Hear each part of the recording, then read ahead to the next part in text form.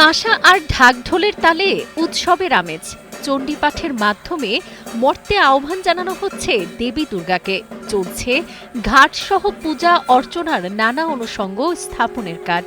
শুভ মহালয়ের মধ্য দিয়ে আজ আনুষ্ঠানিকভাবে শুরু হলো সনাতন ধর্মাবলম্বীদের সবচেয়ে বড় উৎসব শারদীয় দুর্গাপূজা।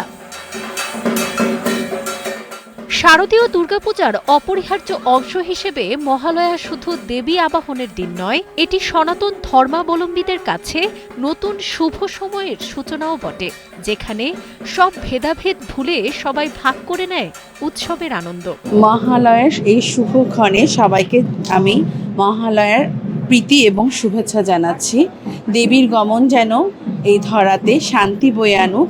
দেবী দুর্গা দুর্গতি নাশিনী মহিষাসুর বধের মাধ্যমে এটাই মহালয়াতে এটাই বোঝানো হয়েছে যে শত্রুকে বিনাশ করে যেন ধরাতে শান্তি বিরাজ করে।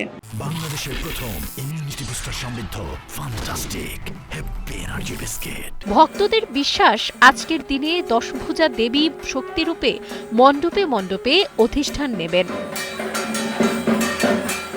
ভোরের আলো ফোটার আগেই রাজধানীর ঢাকেশ্বরী মন্দিরে প্রতিধ্বনিত হয় চণ্ডীপাঠের সুর। আকাশে ভেসে বেড়ায় ঢাকের আওয়াজ আর ভক্তি সঙ্গীত।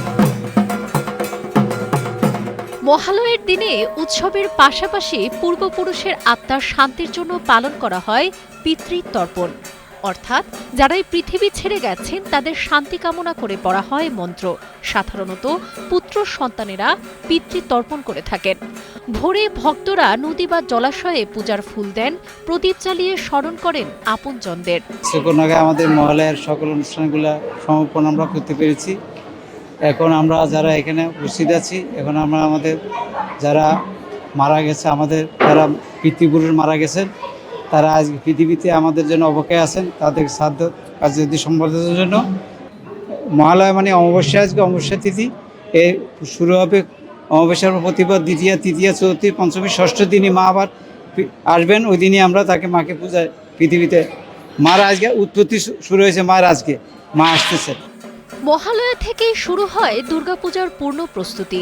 শরতের শুভ্রতায় মণ্ডপে রং তোলা, প্রতিমা সাজানো আর ঢাকঢোলের শব্দে ভরে ওঠে চারপাশ। গ্রামে গঞ্জে শহরে বাংলার সর্বত্র ছড়িয়ে পড়ে উৎসবের আমেজ। প্রতি বছর শরৎকালে কৈলাস পর্বত থেকে মা দুর্গার আগমনকে কেন্দ্র করে বাংলার গ্রাম থেকে শহর সবখানেই ছড়িয়ে পড়ে উল্লাস। মেহেদী হাসান কাউসারের পাঠানো তথ্যচিত্রে ডেস্ক রিপোর্ট, কালের কণ্ঠ।